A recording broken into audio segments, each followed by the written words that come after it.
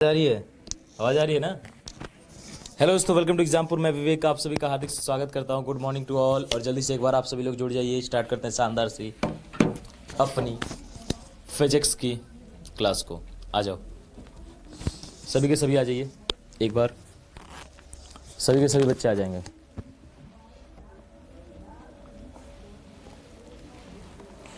सभी के सभी आ जाइए बेटा। जय हिंद, जय हिंद, जय हिंद, जय हिंद।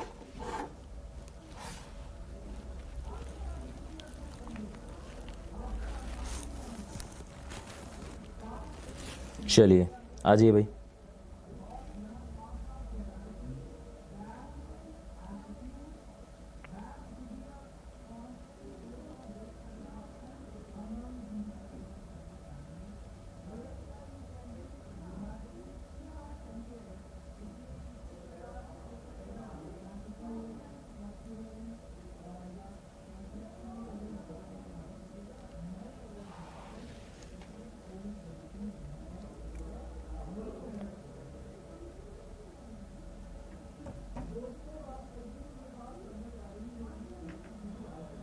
कहाँ तक हमने किया था? इफेक्ट ऑफ टेम्परेचर तक हुआ था क्या? एक बार बता दो, इफेक्ट ऑफ टेम्परेचर तक हुआ था क्या बेटा? इफेक्ट ऑफ टेम्परेचर यहीं तक हुआ था कि या इससे आगे हुआ था?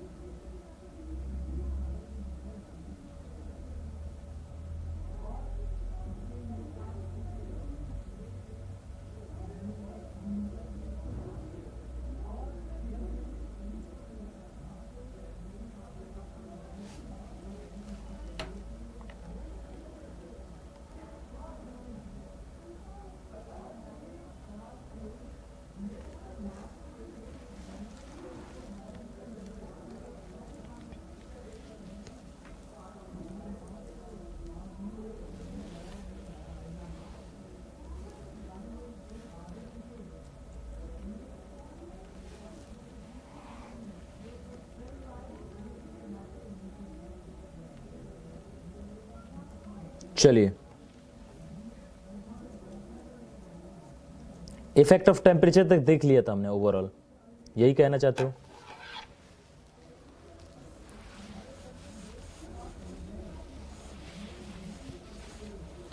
चलिए, अब आज का पहला टॉपिक जो होगा बेटा वो होगा effect of humidity. Effect of humidity यानी आर्द्रता का प्रभाव।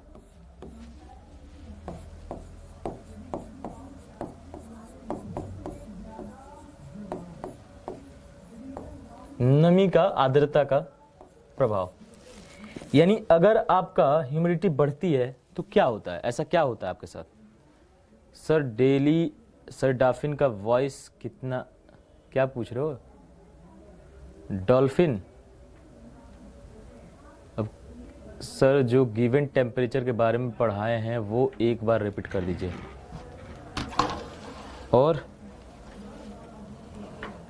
सर डॉल्फिन का वॉइस कितना अर्ज होता है? बेटा डॉल्फिन, वेल और इन सब का मैंने याद नहीं रखा है।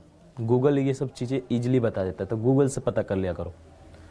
और ईश्वर ना करे कभी ऐसा पूछ दिया कि कुत्ते का कितना फ्रीक्वेंसी होता है, चिड़िया का कितना होता है, तो तुम में से कोई बता भी नहीं पाएगा। तो ऐसा क्वेश्चन नहीं पूछा जाता है, ठीक है? और ऐसा क्वेश्चन ना कभी आपने पढ़ा होगा, तो इसको छोड़ के आगे बढ़े तो ज़्यादा अच्छा है। इफेक्ट ऑफ ह्यूमिडिटी क्या होगा बेटा, बताइएगा।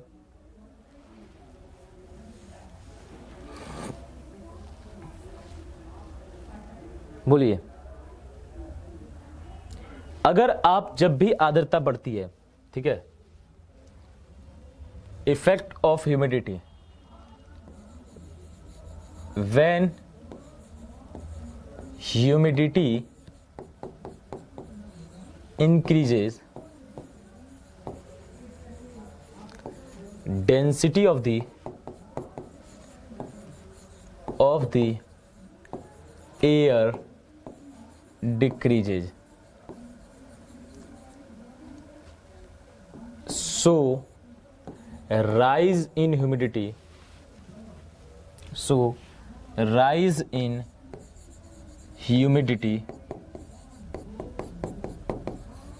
humidity rise of humidity increases velocity of sound. इसको लिख लीजिए। अगर हम बात करूं तो सुनो, आर्द्रता बढ़ने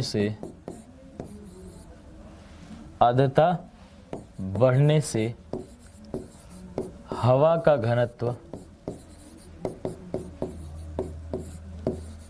कम होता है, जिसके कारण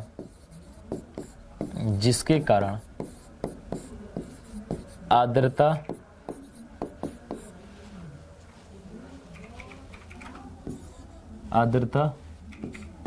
बढ़ने से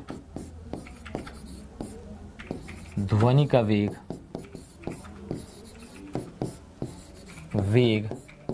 बढ़ता है। ठीक है बेटा, यानी अगर आप ह्यूमिडिटी बढ़ाते हो, अगर मैं कहूं कि नमी बढ़ती है, ऐसे कहा जाता है। सुनो, इस पर एक प्रीवियस ईयर क्वेश्चन आया था। क्या आया था? प्रीवियस ईयर क्वेश्चन आया था कि रातों में ध्वनि की चाल अधिक होती है, क्यों? रातों में ध्वनि की चाल अधिक होती है, क्यों?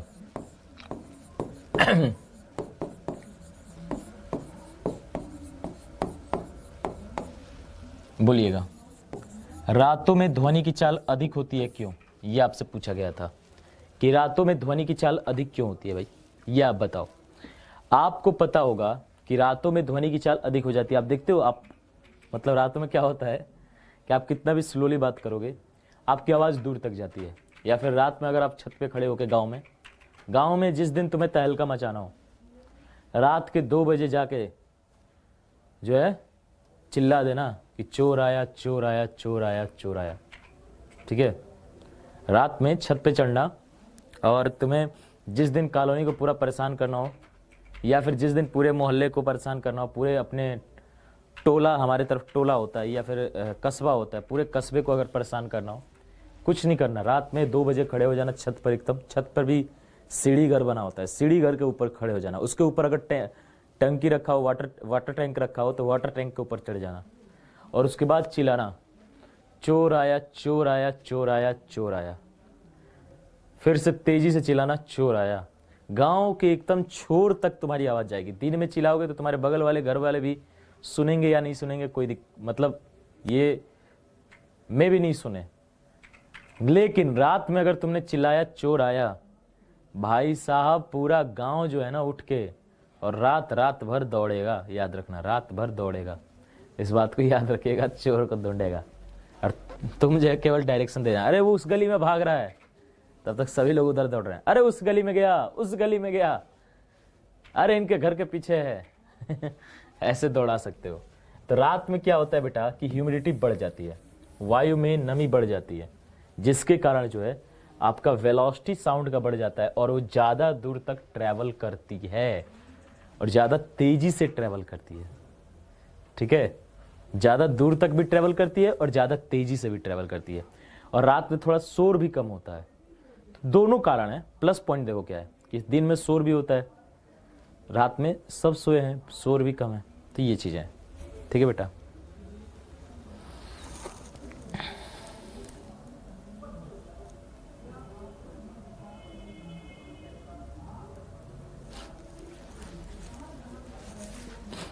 ठीक है बेटा, ठीक है। नूरा फतेही आई, तो हमारे जितने बुजुर्ग हैं उनको तो पता भी नहीं होगा कि नूरा फतेही कौन है, तो फिर वो उनको तो कोई अंतर नहीं पड़ने वाला। हाँ, लड़के सब उठ जाएंगे। ओ भाई साहब, नूरा आ गई क्या? चलें, यहां तक क्लियर हो गया बेटा? यहां तक क्लियर हो गया तो बताओ, यहां तक क्लियर हो गया तो बताओ, यहां तक क्लियर हो गया तो बताओ।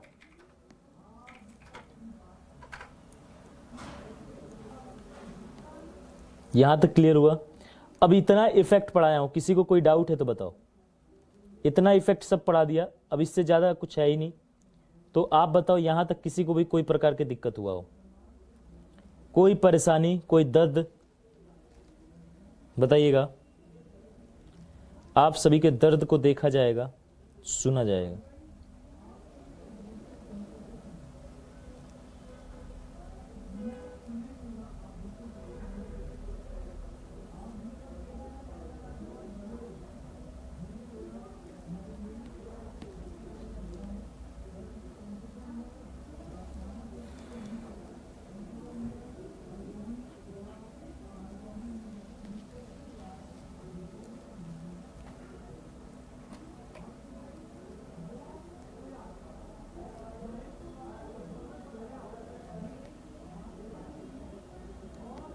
टिक्स स्टार्ट करूंगा 14 फरवरी से, यानी वैलेंटाइन के दिन जो है हम देखना स्टार्ट करेंगे, ठीक है। ऑप्टिक्स 14 तारीख से लगभग स्टार्ट कर दूंगा, 14 या 15 होगा ज़्यादा से ज़्यादा, यानी अगले मंडे से, ठीक है।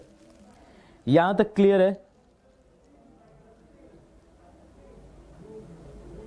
ठीक है। अब सुनो, यहां पर जो आपका मैं अभी जो है ना, मैं दो चीजें आपसे सोच रहा हूं। अब आप बताओ कि अभी करें या फिर उसको बाद में करें। जैसे सुपरपोजिशन, अगर मैं बात करूं तो प्रिंसिपल ऑफ सुपरपोजिशन हमें वेब ऑप्टिक्स में भी पढ़ना है। प्रिंसिपल ऑफ सुपरपोजिशन, इसे हमें वेब ऑप्टिक्स में भी पढ़ना है, ठीक है, और इसमें भी पढ़ना है, मतलब इसमें भी आपके सिलेबस में है और वेब ऑप्टिक्स में भी है। इसके अलावा, ठीक है, इसके अलावा इंटरफेरेंस क्या होता है? इंटरफेरेंस जो है इसमें भी है और वहां पर भी है। तो इन दोनों चीजों को आप बोलोगे तो अभी पढ़ा दूंगा, आप बोलोगे तो इसको जब मैं वेब ऑप्टिक्स पढ़ाऊंगा तब मैं इसे समझा दूंगा। ये दोनों चीज हो सकता है, ठीक है, इंटरफेरेंस को और इसको। आप लोग बोलिए, आप लोग क्या चाहते हो बेटा? आप लोग बताइए, आप लोग क्या चाहते हो?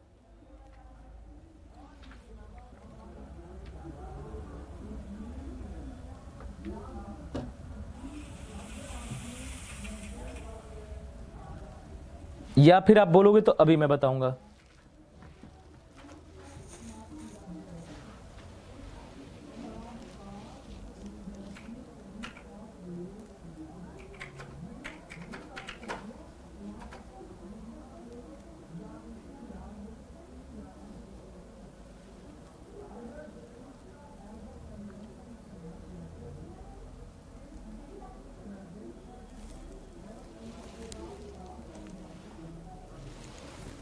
अभी इसी में करा दूं?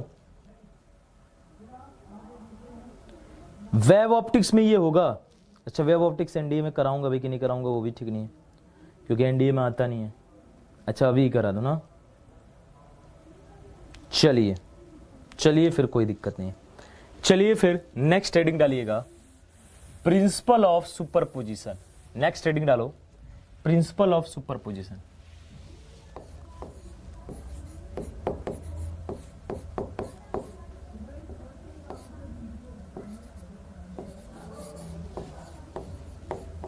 प्रिंसिपल ऑफ सुपरपोजिशन, अध्यारोपण का सिद्धांत।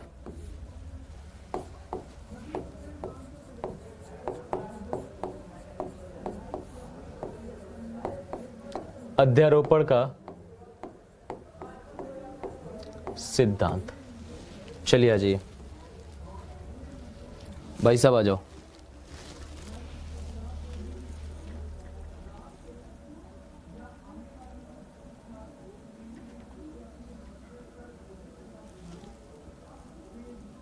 चलिए,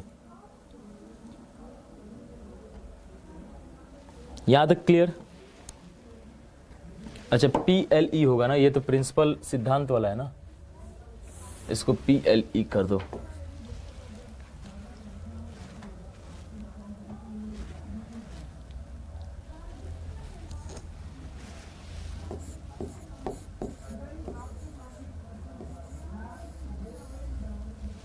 प्रिंसिपल ऑफ सुपरपोजिशन, अध्यारोपण का सिद्धांत। आ जाइए, यहां तक क्लियर है बेटा? क्या होता है बताओ?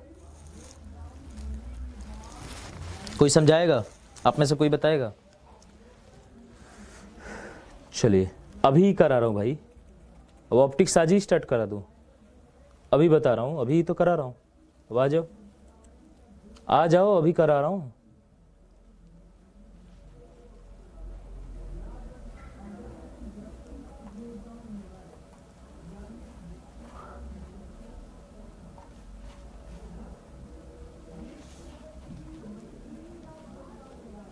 चलें, आ जाओ।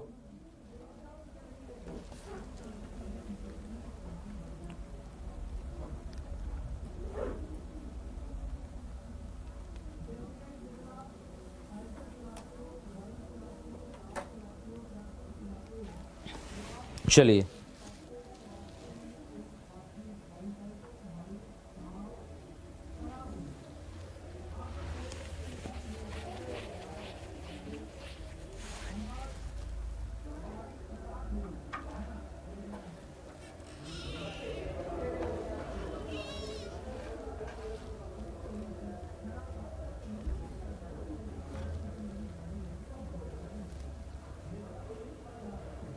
अब सुनो, सुपरपोजिशन क्या होता है? जब मैं कहूंगा, सुनिएगा, मैं कहूंगा, ध्यान से सुनो, एक बार ध्यान से देख लो, समझना है हमें सब। सुपरपोजिशन क्या होता है? जब सुपरपोजिशन, अध्यारोपण, अध्यारोपण का मतलब एक के दूसरे ऊपर अध्यारोपित होना। यस और नो? यस। मान लो जब एक वेव्स कुछ ऐसे आपका जा रहा है, दूसरा वेव्स कुछ इस प्रकार से ट्रेवल कर रहा है, ठीक है? मान लो ये डिस्प्लेसमेंट कितना है बेटा? y1। ये डिस्प्लेसमेंट कितना होगा बेटा? y2। तो यहां पर जो रिजल्टेंट डिस्प्लेसमेंट होता है, यानी इनके सुपरपोजिशन के आधारोपण के कारण जो रिजल्टेंट डिस्प्लेसमेंट होगा वो हमेशा क्या होगा? ये इनके योग के बराबर। मान लो एक और रहता तो प्लस में डैश डैश डैश, ये आपका जो है इसका रिजल्टेंट डिस्प्लेसमेंट हो जाएगा, यानी यही इसका जो है परिणामी विस्थापन होगा, ठीक है? यही इसका क्या होगा बेटा? परिणामी विस्थापन। रिजल्टेंट आपका डिस्प्लेसमेंट, परिणामी विस्थापन। क्लियर है बेटा? ओके, क्लियर है? क्लियर है यहां तक? यहां तक क्लियर है? यहां तक क्लियर है? बताओ जल्दी से।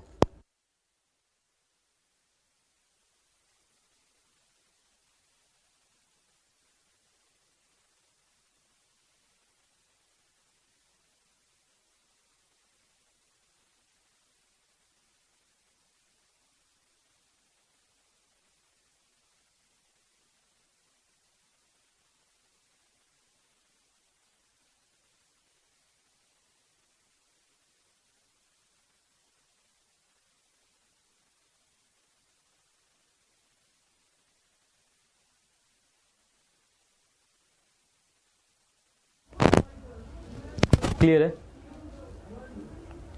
यहां तक क्लियर है बेटा? अरे सिंपल, मान लो एक वेब, सुपरपोजिशन का मतलब क्या होता है? अध्यारोपित होना, एक दूसरे के ऊपर अध्यारोपित होना। तो यहां पर क्या होता है? मान लो एक वेब ये है जो येलो कलर से मैंने बनाया, दूसरा वेब ये है। अब इनके अध्यारोपण के कारण, यानी इन दोनों के अध्यारोपण के कारण इनका नेट डिस्प्लेसमेंट क्या हो जाएगा? तो जो नेट डिस्प्लेसमेंट होगा वो आपका अब ये हो जाएगा, देखो ये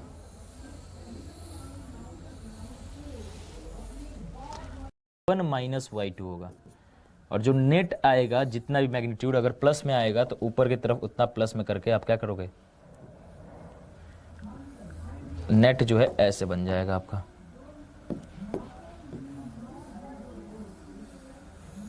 ये आपका नेट हो जाएगा, ये आपका y बच जाएगा, ठीक है? तो ये आपका जो है सुपर पोजिशन है बेटा, यही आपका प्रिंसिपल ऑफ सुपर पोजिशन है, यानी अध्यारोपण का सिद्धांत है। क्लियर? यही आपका क्या है बेटा, यही आपका अध्यारोपण का सिद्धांत है। अगर डेफिनेशन लिखना चाहते हो तो लिख सकते हो, लिखो the displacement at any time due to any number of waves, लिखो the displacement of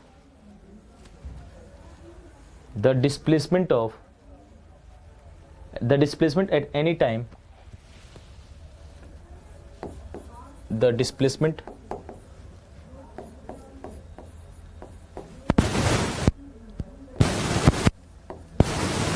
at any time, any number of waves meeting simultaneously, the displacement at any time, any number of waves, यानी कि किसी भी समय किसी भी waves का आपस में क्या हो रहा है, meeting simultaneously,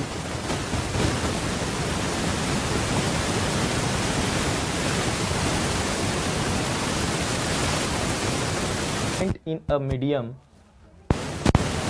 at a point, मतलब क्या है कि किसी माध्यम में जब नंबर ऑफ वेव्स क्या हो एट अ टाइम एनी, कह सकते हो यहाँ पर मैंने क्या बोला कि any time any number of waves meeting simultaneously, यानी कि एक दूसरे के ऊपर आराम से जब मिलते हैं तो इनका जो रिजल्टेंट होगा, यानी इनका जो वेक्टर सम होगा, यानी कह सकते हो कि यहाँ पर any time in a medium is the vector sum of individual displacement, is the vector sum of each individual, ठीक है, vector sum of the individual displacement, vector sum of the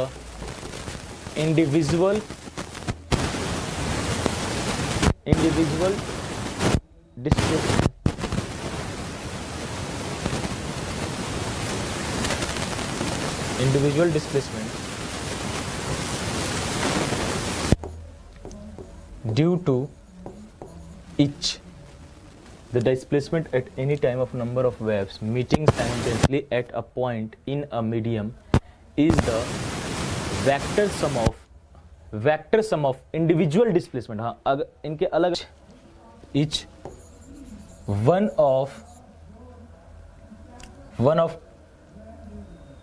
one of individual displacement due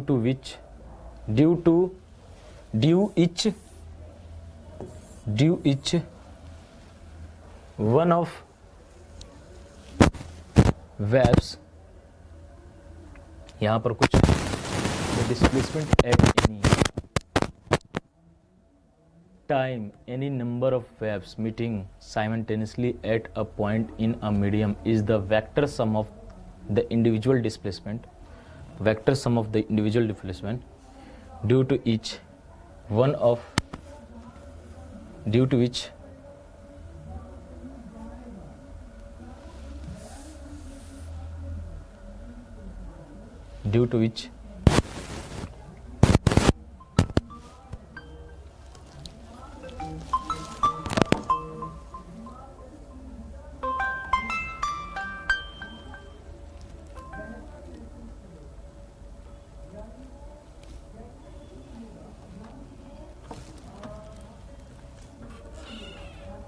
भाई आवाज चली गई है क्या? एक minute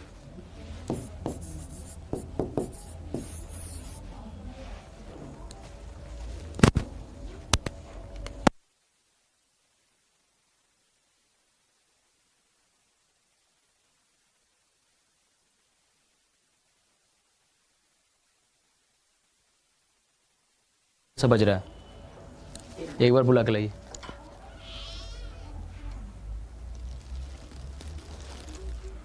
एक मिनट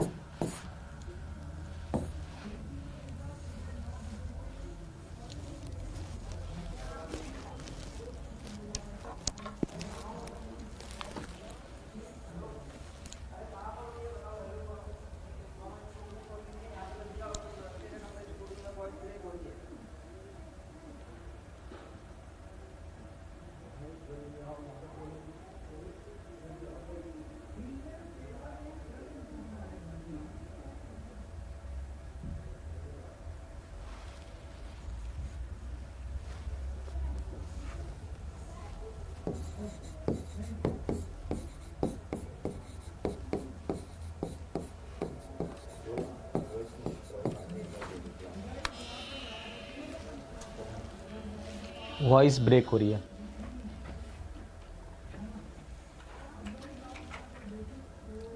अब कह रहे हैं इससे ठीक है।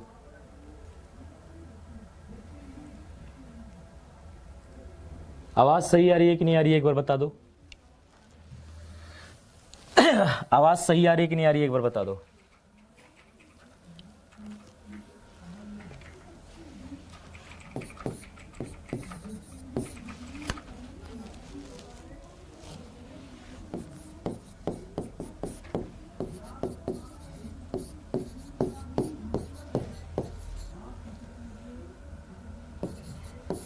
आवाज सही आ रही है? आवाज सही है बेटा?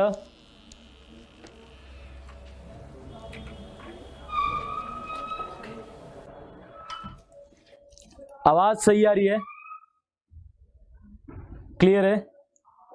अगर कुछ अब क्लियर है? चलिए,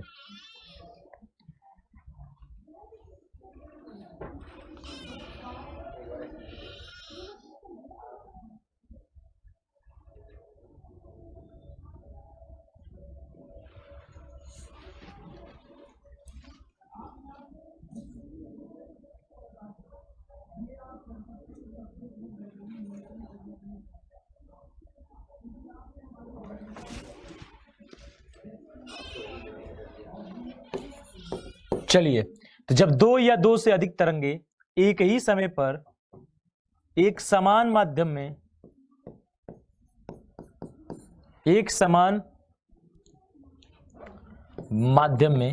यानी एक समान जब दो या दो से अधिक तरंगे, ठीक है, एक ही समय पर एक समान माध्यम में गति करते हैं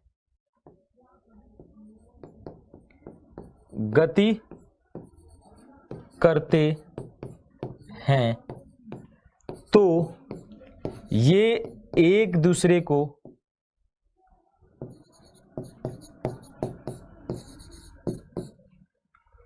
बिना प्रभावित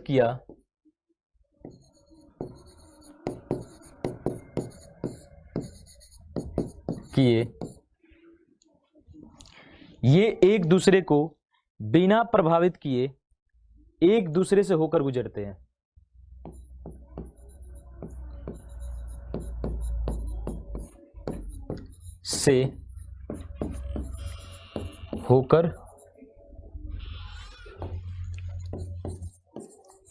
हैं। तथा माध्यम का कुल विस्थापन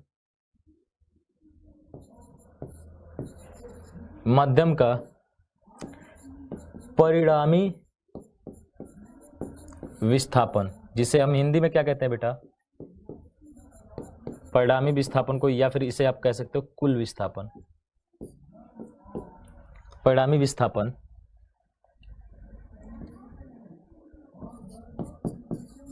इनके सदिश योग के बराबर होता है।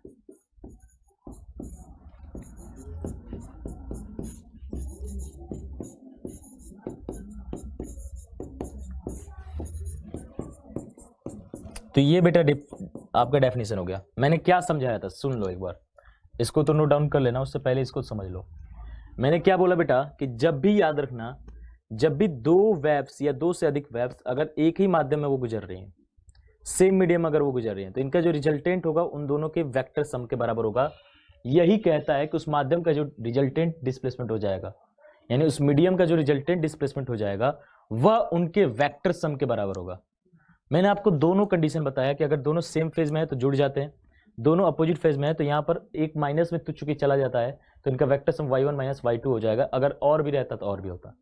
तो ये आपका कहलाता है क्या? ये आपका कहलाता है मेरे प्यारे बच्चों प्रिंसिपल ऑफ सुपरपोजिशन, यानी कि अध्यारोपण का सिद्धांत।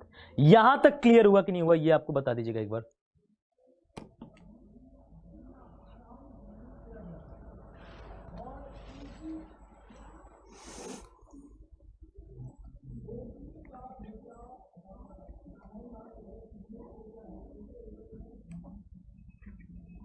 बिल्कुल, जब दो या दो से अधिक माध्यम में एक तरंगे एक साथ संचारित होती है तो माध्यम के किसी बिंदु का कण का परिणामी जो है बिल्दु। बिल्कुल सही बात है। माध्यम पर किसी बिंदु पर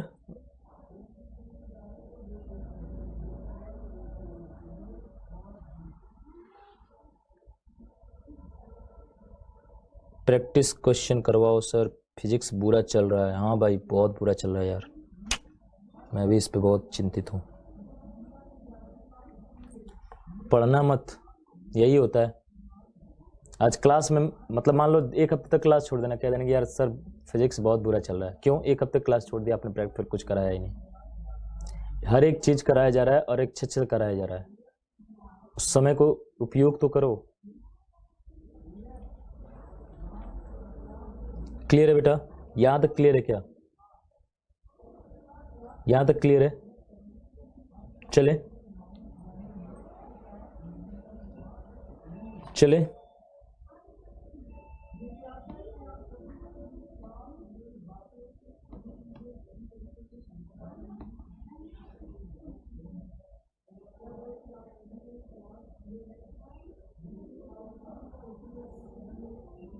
अच्छा, अब नेक्स्ट आते हैं इंटरफेरेंस ऑफ साउंड वेव्स। चलिए नेक्स्ट हेडिंग डालिएगा सॉरी, नेक्स्ट हेडिंग डालिएगा इंटरफेरेंस ऑफ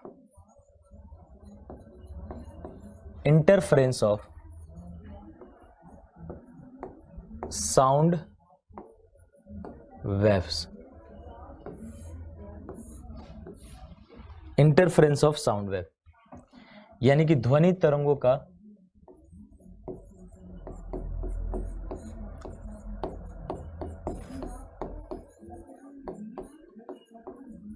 व्यतिकरण, ध्वनि तरंगों का व्यतिकरण, ये आपको देखना है बेटा।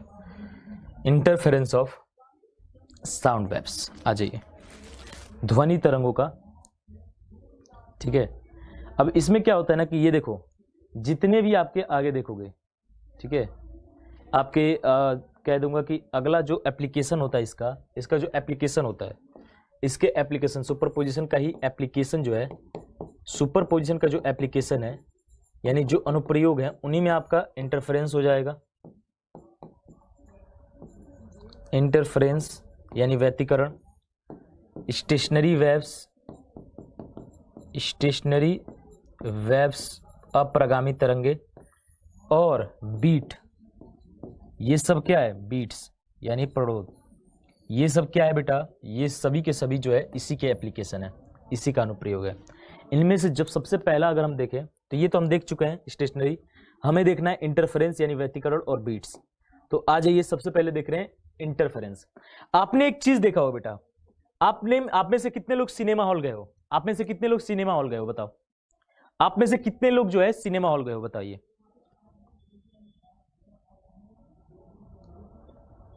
आप में से कितने लोग? Sir what is polarization, could please tell me sir. Polarization बेटा आगे जब देखो, पोलराइजेशन होता नहीं है, ध्रुवण नहीं होता है, ध्रुवण। अब इसको पोलराइजेशन को वेब ऑप्टिक्स में पढ़ना होता है, क्योंकि वो साउंड वेव्स में होता ही नहीं है, तो इसमें ये टॉपिक है ही नहीं, तो इसमें मैं आपको पढ़ाऊं बेफालतू में कोई फायदा नहीं है, ठीक है, कोई फायदा नहीं है। चलिए, तो इसमें आपको है ही नहीं वो टॉपिक।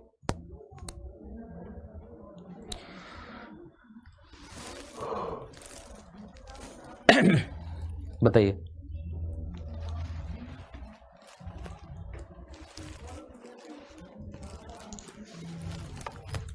अब सुनो, पोलराइजेशन का मतलब सिंपल ऐसे समझ लेना कि मान लो कोई चीज ऐसे देख रहे हो आप,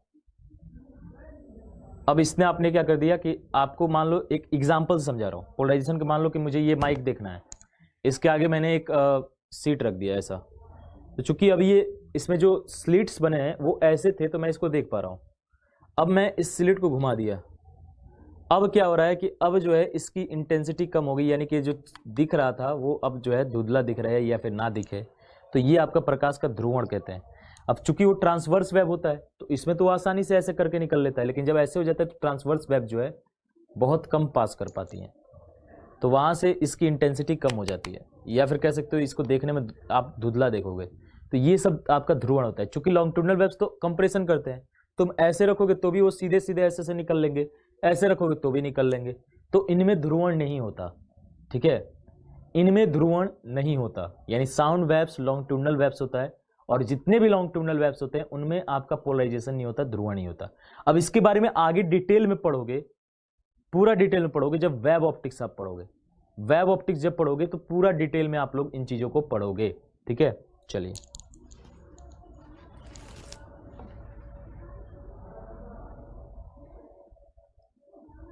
ठीक है बेटा।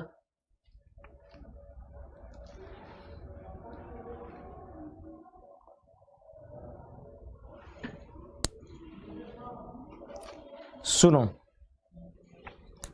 यहां पर आपका जब हॉल में देखोगे ना, तो हॉल की कुछ ऐसी होती है ना कि कुछ ऐसा आपका शेप बनाया जाता है छत का उसका, और इससे क्या होता है कि हॉल में कुछ ऐसी सीट्स होती हैं जहां पर आवाज मूवी की बहुत तेज सुनाई देती है, कुछ ऐसी सीट्स होती हैं जहां आवाज जो है मूवी की बहुत कम सुनाई देती है, कुछ ऐसी सीट्स होती हैं जहां आवाज जो है बहुत ज्यादा सुनाई देती है, कुछ ऐसी सीट्स होती हैं जहां पर आवाज बहुत कम सुनाई देता है। अब उसी में आपको जो है कई तरीके से आवाज से भी और थोड़ा सा विजुअलाइजेशन भी अच्छा देखने के लिए सीट जो है, स्क्रीन तो एक तो आपका ऊपर होता है, सीट क्रम वाइज बनाई गई रहती है पीछे तक, लास्ट में एकदम लग्जरी वाली सीट होती है। पीवीआर वगैरह में जाओगे तो पूरा जो है रेक्लाइनर लगा होता है, रेक्लाइनर में भी पैर ऐसे आराम से सोफे की तरह रेक्लाइनर रहता है, मतलब वो ₹1,00,000 की सीट होती है। मतलब सीट की कीमत ₹1,00,000, मतलब उस कुर्सी की कीमत है ₹1,00,000, ₹1.5 लाख, ₹2 लाख की एक कुर्सी होती है, उस पर बैठाया जाता है। टिकट का दाम जो है नॉर्मल टिकट से 3-4 गुना होता है, यानी कि मान लो नॉर्मल टिकट 300 का मिल रहा है तो वो 1000 का मिलेगा, ऐसा होता है। तो वहाँ पर जब क्या होता है कि वहाँ पर ऐसा कुछ होता है बेटा, कुछ ऐसी सीट्स होती है ना जहाँ पर आपको आवाज़ कम सुनाई देता है। सिनेमा हॉल में भी कुछ ऐसी पोजीशन होती हैं जहाँ पर आवाज़ जो है ना के बराबर भी सुनाई देगी। कहोगे सर इतने बड़े हॉल में कैसे हो सकता है? होता है बेटा। कैसे? तो देखो, ड्यू टू यहाँ पर क्या होती है कि मान लो साउंड बॉक्स यहाँ पर लगा हुआ है, यहाँ पर लगा हुआ है, यहाँ से आवाज़ का वेव्स आया, और जानते ही हो कि मैं आपको दिखा रहा हूँ। आप कहोगे सर आप ट्रांसवर्स में क्यों दिखा रहे हो? मैं आपको समझाने के लिए दिखा रहा हूँ, ठीक है। वैसे तो लॉन्गिट्यूडनल होता है, लॉन्गिट्यूडनल में आपका कंप्रेशन, रेयरफेक्शन, कंप्रेशन, रेयरफेक्शन ऐसे होगा, लेकिन मैं आपको समझाने के लिए दिखा दे रहा हूँ। कंप्रेशन को क्रस्ट समझना और रेयरफेक्शन को ट्रफ समझना, ठीक है बेटा। तो सुनिए, मान लो वेव्स आई, रिफ्लेक्ट होके इधर आ गए, अब यहाँ से भी वेव्स आई, रिफ्लेक्ट होके यहाँ पर टकराई, यहाँ पर जब ये एक दूसरे के ऊपर सुपर इम्पोज हो रहा है ना, तो इसका जो ट्रफ था और इसका जो क्रस्ट था वो मिल गया। यानी इसका जो उच्चतम बिंदु था ये वाला और इसका जो निम्नतम बिंदु था ये वाला अगर मिल जाए तो वहाँ पर इंटेंसिटी क्या हो जाएगा? वहाँ पर इंटेंसिटी ऑफ साउंड जो है 0 हो जाएगा बेटा। वहाँ पर इंटेंसिटी क्या हो जाएगा? वहाँ पर इंटेंसिटी ऑफ साउंड जो है 0 हो जाएगा। वहीं मान लो इसका ये पॉइंट मिला और इसका मान लो ये पॉइंट मिला, तो ये दोनों घट के आ जाएंगे। तो ये आपका जो है, यही आपका फिनोमिना क्या कहलाता है? यही फिनोमिना क्या कहलाता है बेटा? इंटरफेरेंस कहलाता है।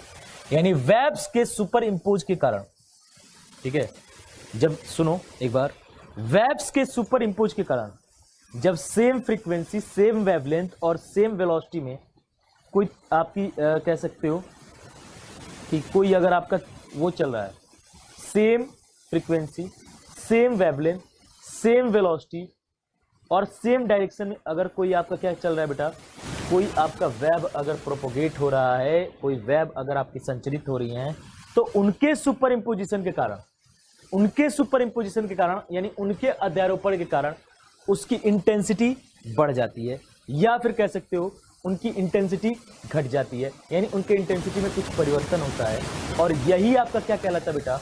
यही आपका कहलाता है इंटरफेरेंस। यानी इसी को हम क्या कहते हैं? इसी को हम कहते हैं बेटे व्यतिकरण।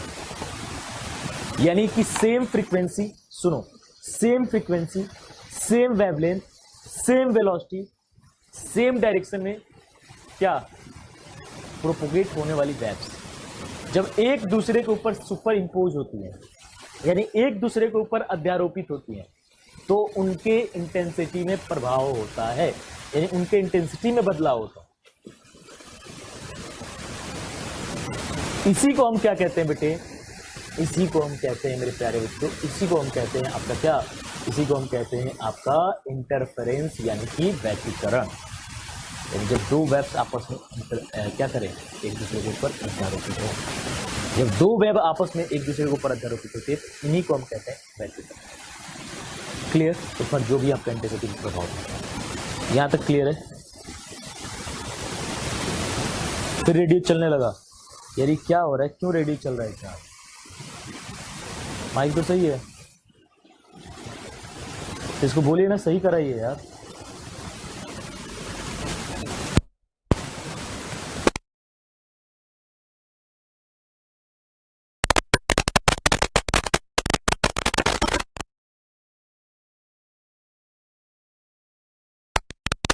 ये दिक्कत है, हाँ चलिए इसको सही कराइए।